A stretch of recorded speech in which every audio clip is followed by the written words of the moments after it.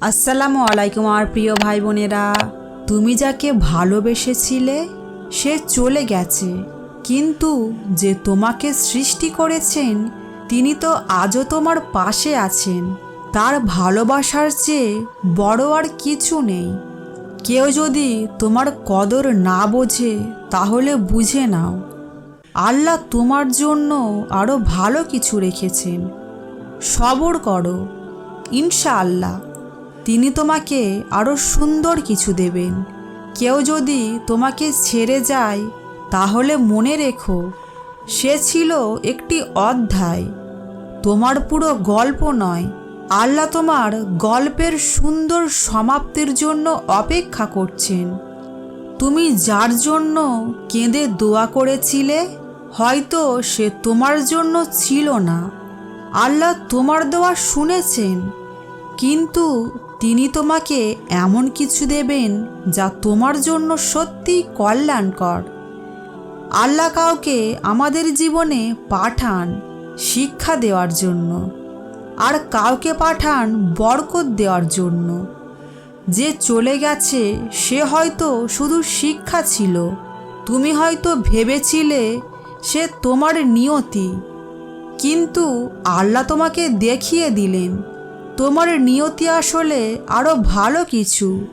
কিছু সম্পর্কের ইতি মানে আল্লাহ তোমাকে আরও ভালো কিছুর জন্য প্রস্তুত করছেন। সবর করো, তোমার সুন্দর সময় আসছে।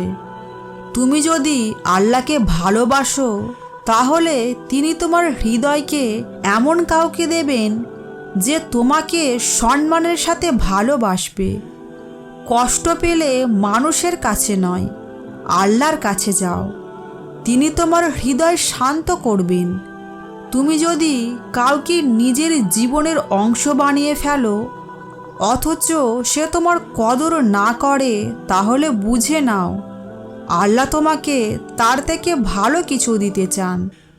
ভালোবাসার মানে যদি শুধু কষ্ট পাওয়া হয় তাহলে সেটি সত্যিকারের ভালোবাসা ছিল না।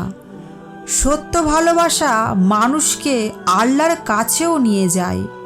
যে তোমাকে দুঃখ দিয়ে গেছে তাকে ক্ষমা করে দাও, কারণ আল্লাহ তোমার জন্য আরও বড় পরিকল্পনা করেছেন। যে সম্পর্ক তোমাকে আল্লাহর থেকে দূরে সরিয়ে দেয় সেটা কখনোই তোমার জন্য কল্যাণকর নয়। আল্লাহ তোমাকে সঠিক পথে রাখছেন, এজন্যই কিছু সম্পর্ক শেষ হয়ে যায়। যদি তুমি এমন কাউকে ভালোবাসো যে তোমাকে আল্লাহর দিকে নিয়ে যায় তাহলে সেটাই আসল ভালোবাসা। যদি কেউ চলে যায় তাহলে ভাবো আল্লাহ তোমাকে এমন কাউকে দিবেন যে তোমার ভালোবাসার যোগ্য। তুমি যদি জানতে আল্লাহ তোমার জন্য কত বড় কিছু রেখেছেন তাহলে তুমি আজকের এই কষ্টে একটুও মন খারাপ করতে না। মানুষের ভালোবাসা পরিবর্তনশীল, কিন্তু আল্লাহর ভালোবাসা চিরস্থায়ী। তাই দুনিয়ার জন্য নয়, বরং আল্লাহর জন্য ভালোবাসতে শেখো। আজকের কষ্ট হয়তো আগামী দিনের সুখের প্রস্তুতি। শুধু আল্লাহর পরিকল্পনায় বিশ্বাস রাখো। যে সম্পর্ক তোমাকে কষ্ট দিচ্ছে হয়তো সেটার দরজা আল্লাহ নিজেই বন্ধ করে দিয়েছেন, কারণ তিনি চান তুমি তার দিকে ফিরে যাও। কিছু সম্পর্ক ভাঙে যাতে তুমি বুঝতে পারো আল্লাহ ছাড়া কেউ তোমার প্রকৃত ভরসাস্থল নয়। তোমার যেটা হারিয়ে গেছে সেটাই যদি তোমার জন্য ভালো হতো তাহলে আল্লাহ কখনো তা তোমার কাছ থেকে সরাতেন না। সবর করো, দোয়া করো, আর আল্লাহর উপর ভরসা রাখো। আজকের কষ্ট একদিন তোমার জীবনের সবচেয়ে সুন্দর গল্প হয়ে যাবে ইনশাআল্লাহ। কষ্ট কমাতে হলে আল্লাহর সাথে সম্পর্ক বাড়াও, তাহাজ্জুদ পড়ো, আর নিজের মূল্য বোঝো। আল্লাহ তোমার জন্য আরও ভালো কিছু রেখেছেন। যারা চ্যানেলে নতুন এসেছেন তারা চ্যানেলটিকে সাবস্ক্রাইব করে ইসলামের প্রতি আহ্বানের সাথে থাকুন। আসসালামু আলাইকুম।